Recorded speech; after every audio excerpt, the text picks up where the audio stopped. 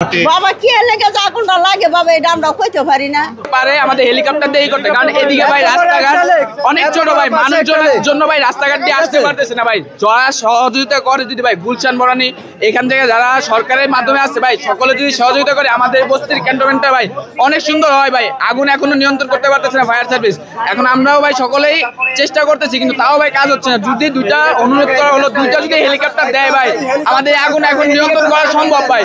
এখান থেকে বাংলাদেশ নাকি ডিজিটাল আছে না কিসের ডিজিটাল?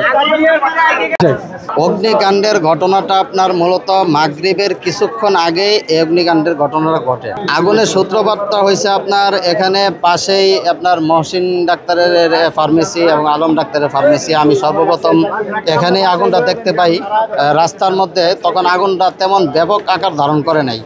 যে আগুনটা তখন ছোট ছিল, আশেপাশে মানুষজন চেষ্টা করছে আগুনটা নিভানোর জন্য কিন্তু তারা নিভাইতে পারে নাই। তখন যে আশেপাশে যে বাসার লোকজন ছিল ওনারা ওনাদের মা বাবা ভাই বোন ছোট বাচ্চা বৃদ্ধ মা বাবা ওনাদেরকে নিয়ে এই জায়গা ত্যাগ করছে। পরবর্তীতে ফায়ার সার্ভিস আপনার ফোন দেওয়ার পরে আধা ঘন্টার মধ্যে ওনারা আসছে। যেহেতু আমাদের এটা করাইল বস্তি, আপনার রাস্তাটা তেমন না প্রশস্ত না, রাস্তাটা সরু।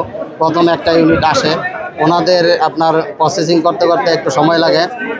পরবর্তীতে দেখা গেছে ওনারা ওনাদের সাধ্যমতো চেষ্টা করতেছে, এখনও পর্যন্ত চেষ্টা করতেছে। দেখা গেছে ওনাদের কল্যাণে আগুনটা অনেকটাই নিয়ন্ত্রণে আসছে। তারপরে এখন বহুতল ভবন সহ অনেক বাড়িঘর এখনো জ্বলতেছে।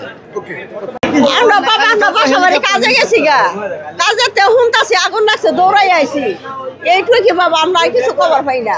আপনার ঘর কি ঠিক আছে নাকি? না এই যে আমার বাসা বাবা কি লেগে যে আগুনটা লাগে বাবা এটা আমরা কইতে পারি না, ও আল্লাহ পাক জানে, এটাই জানি।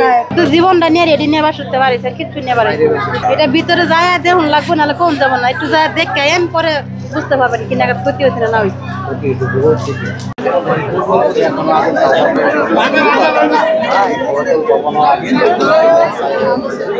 মানুষ তো কোনো কিছু নিয়ে বাইরে হতে পারে না।